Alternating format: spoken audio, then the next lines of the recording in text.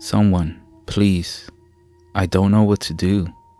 I try to tell my wife about this, but she's a science teacher, and thanks to my history of practical jokes, she thinks I'm just kidding. There's something stalking me. I don't know what it wants, but almost every night, since I started seeing it, it has terrorized me. It doesn't touch me. It doesn't do anything. It doesn't communicate in any sort of way. It just fills me with horror. If what I'm about to say seems like I'm just rambling, please forgive me. I haven't slept in several days. We live in the second floor of a duplex, with stairs down to the back of the house, to the basement where the laundry machines are. There's a door at the bottom of the stairs, before the door to the basement, that looks out onto our back porch and into the backyard. 6 days ago, I was going down to the basement to bring up some laundry, and I glanced out the door as I passed, and there was a dark figure standing at the far edge of our yard. Her back was to me, and she was just standing there. She was looking into the woods beyond our yard. She was dressed in nothing but a light gown. It had lots of flowing material coming off of it that was whipping around in the air slowly. The whole scene creeped me out instantly, but I thought she might be a friend of our downstairs neighbor, so I just continued to the basement. And then when I came back up, she wasn't there. The next night I went down again, and as I passed the back door, I looked outside. The woman was back. She was exactly like she was the night before, facing away, not moving. The hair on my arms and neck stood up straight when I saw her. I was even more creeped out when I realized she was in the same clothes as the night before. That's when I did something I shouldn't have done. I opened the back door. Leaning out, I called to her to see if she was okay, but she didn't respond. She didn't even make some sort of indication that she heard me. It was freezing cold, so I shut the door and locked it. Coming back upstairs afterwards, I looked out the window and she was gone again. Later on that same night, I was in the bedroom getting ready to go to sleep. Everything was dark because my wife had gone to bed before me. Our bedroom looks out over the backyard, and my side of the bed faces the windows, so I have to go past them to get in. As I was doing so, I got that same deep dread feeling in my stomach that I had gotten the first time I saw the figure in the backyard. Something compelled me to hesitate by the windows. My hands were shaking as I pulled the curtain back a bit and looked through the shades into the backyard. It was a clear night, so the backyard wasn't shrouded in darkness. And there she was. The woman was standing in the middle of the backyard, no longer at the edge of the woods, and this time she was facing the house. Her head was tilted up, looking directly at the window I was peeking from. I jerked away instantly, afraid she had seen me. Her face was covered in shadow and hair, but I saw her chin and nose, a sharp nose and a thin chin. Gray. Her skin looks gray, I think. Her hair is black and long. I was so scared I jumped into bed and covered myself with the covers. The next day, I played outside in the snow with my 4-year-old daughter. She wanted me to pull her on her sled in the backyard, but just the thought of going back there made me scared again. So I talked to her into digging holes in the snow, but in the front yard. When the night arrived, things went from bad to worse. Somehow, I had managed to forget about the woman. Then, in the middle of the night, my daughter starts crying. Our bedroom is just across the hall from hers. I thought she might need to use the bathroom or was just having a bad dream. So I went into her room to see if she was okay. She was uncovered, curled into a ball on her mattress. I pulled her covers over her, and that's when she whispered to me, "Daddy, there's someone in my closet." Instantly, I got goosebumps. I turned my head slowly towards the closet door at the end of her bed. Normally, the closet is shut, but now it was open. As I looked into the closet, there was a dark shadow. That's when I saw her. The woman was standing in my daughter's closet. Not even when it was clear that I saw her did she move or make a sound. She just stood there and looked at me through the cracked open door. My blood ran cold when I saw her. "Get up," I told my daughter. "Get in my arms, quickly, quickly." She scrambled up and hugged me tightly as I walked backwards out of the room, watching the closet the entire time. In my mind, I imagined her throwing the closet door open and running at us, arms outstretched. I just hugged my daughter and walked backward into my room. The woman never appeared in the doorway. I heard no movement from my daughter's room. I tucked her into my bed and stood there watching the doorway to her bedroom. I didn't go back in. I just stood there and watched and listened. When I finally got the courage to climb into bed, I didn't sleep. Sunday came and I told my wife everything. I told her about the first time I saw this woman. I told her about calling out to her and seeing her from the window. I told her that she appeared in our daughter's closet. She told me it wasn't funny, that it was my fault for our daughter's bad dreams, and that I shouldn't encourage her to be afraid of her closet. Sunday night, my daughter called me to her room again. "Call me a coward, whatever you want, but I couldn't go back into that room." I called out to her quietly to come get in our bed, but she cried and said she was scared. I wanted to go and get her, but I was scared too. I told her to pull her blankets up and cover herself. "Just cover yourself, honey, and you'll be okay." I prayed that it was true. I lay there, looking over the sleeping form of my wife and out into the hallway at the closed door of my daughter's room, and just kept praying. She kept crying a few minutes longer, but then she went quiet, and I hoped that she was asleep. Monday arrived. I put toys in front of the door to her closet. By that time, there was no doubt in my mind that this was some sort of ghost, but I still put things in front of the closet anyway, even though I knew a pile of toys couldn't stop a ghost. Monday night arrived, and my daughter didn't cry, but I didn't sleep. I laid there, looking at the ceiling, tense.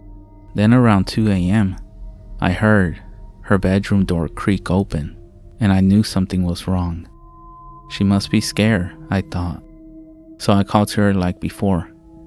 "Just come to me and you can sleep in our bed, sweetie." But she didn't come. So I peeked over to my wife, and the woman was standing there in the doorway to my daughter's room. Her arms hung at her sides. Her shoulders were slouched down.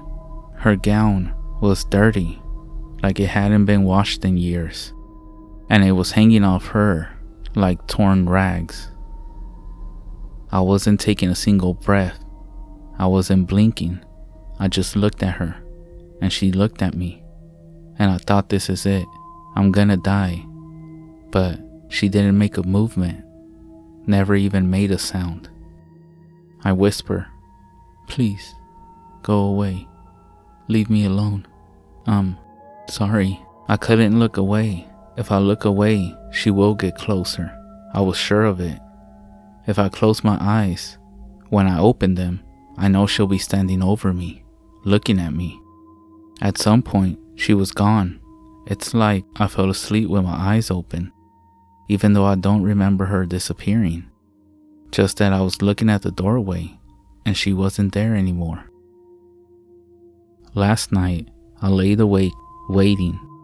I asked my wife to shut our bedroom door because the nightlight in the hallway was keeping me awake. It was stupid. I don't know what I was thinking. Like clockwork, I heard my daughter's bedroom door creak open. I held my breath. Then I heard the boards in the hallway creaking, and I started shaking uncontrollably. I heard our bedroom door open, and I knew she was standing there in the doorway, not moving, just looking at me. But I didn't look. I couldn't. I did what I had told my daughter to do and pulled the covers over my head. I'm a complete mess, a zombie at work, I don't even want to go home anymore. I think I'm starting to see the woman in other places. A glance while driving, and I think she's sitting in the passenger seat of the truck behind me, or standing in the street as I drive off. Just sitting here at my desk, someone passes by behind me, and I jump. I'm afraid that if I turn around, she'll be there, waiting for me to look at her. And what if I saw her face? But I don't want to see it. I don't even want to see her anymore. But I don't know what to do. The only hope I feel is that, for unrelated reasons, my wife has mentioned about moving, but our lease isn't up until May, and I don't know if I can hold out that long.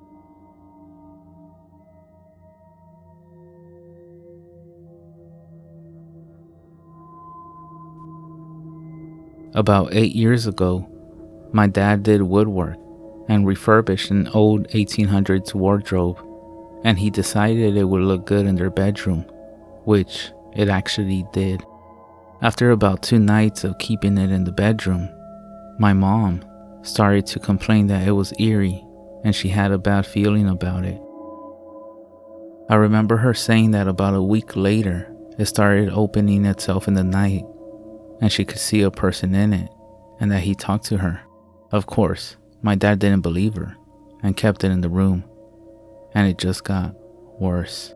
The house started smelling and the air became damp in my parents' room, and they didn't know where it came from, so they decided to look for mold, but they couldn't find any, so they just went on cleaning and spraying stuff to make it smell nice. About 3 months later, the activities got worse. The whole house was affected by it, and the doors in the house would unlock themselves. Shelves would open up by themselves, and the cups my mother drank from would always be broken when she woke up. This obviously scared my mom, and so she decided to sell the wardrobe. It ended up in the hands of 2 old people, who a week later sold it on eBay. We don't know where it is now, for obvious reasons. I also forgot to add, my dad, when he refurbished it, he found a panel under the wardrobe where a little red box that was dusty laid. Curiosity hit, and they opened it. Inside was an old cufflink button, a letter, and a strand of hair that my mother thought was off a horse, because she kept horses, and when one had passed, she would keep a strand of the horse's hair. Obviously, they put it back in the box and tried to find out whose it was, but they had no luck in finding who the box belonged to, so they ended up putting it back where they found it, in the wardrobe. I also want to apologize if this story isn't typed out correctly. I'm not very good at writing, but I thought the story belonged here. And yes, before you all start asking, this isn't fiction. This is something that actually happened. I experienced it.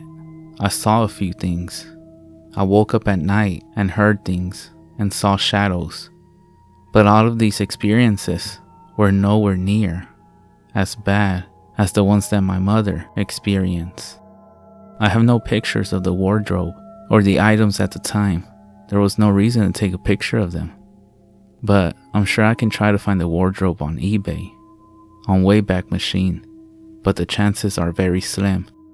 If I have any luck, I will inform all of you.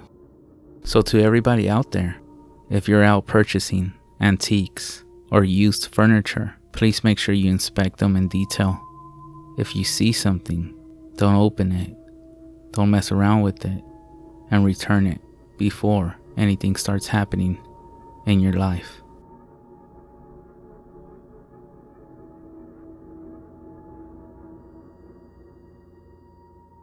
This is not something that happened to me, but to my husband and his mother. When he was 10 years old, we will call him Brett. His mother we will call Kim, and my brother-in-law we will call Mike.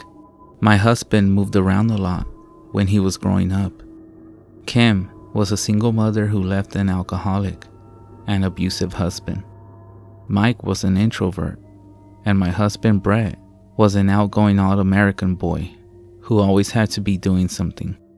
They lived in 5 different homes and apartments in the same city, but the one mentioned the most is a 2-story home that was for rent on Maple Crest Drive. A week after they moved in, small things started to happen. Things would get moved, water in the sinks would start running, and the lights would flicker on and off. They had electricians come in, plumbers, etc., but they never found anything wrong. Things went on in this odd way for a while, but then more things started happening, like stomping on the stairs, appliances coming on by themselves, and shadows moving down the hall, passing their bedroom doors. Then about 6 months from the time that they moved in, the shadows started coming into the bedrooms. Brett often woke up to something moving in the corner of his room. He said one night he was sleeping with his hand over the bed, and something bit it. He also said that he would hear whispers, but they did not come in clear enough for him to understand. But the scariest things would happen to Kim. One night, she woke up feeling like she was being choked, but there was no one else in the room. She would be cleaning, and something would pull her hair. But she said that the scariest night was the night she was dragged down the hallway and down the stairs. Everyone thought that she was crazy. They didn't see the scratches, or the bruises, or the mental strain that Kim was going through. She then went to the library and got this book on the paranormal. The book instructed to put flour or baby powder on the floor. The first night nothing happened, but the second night there were prints in the flour. They looked like what a gorilla's fist looked like if you made it longer and put talons on the end. The next morning they packed their bags and moved into a women's shelter. They never figured out what it was. All they knew was that Kim and Brett were being haunted, and whatever it was leaving Mike alone.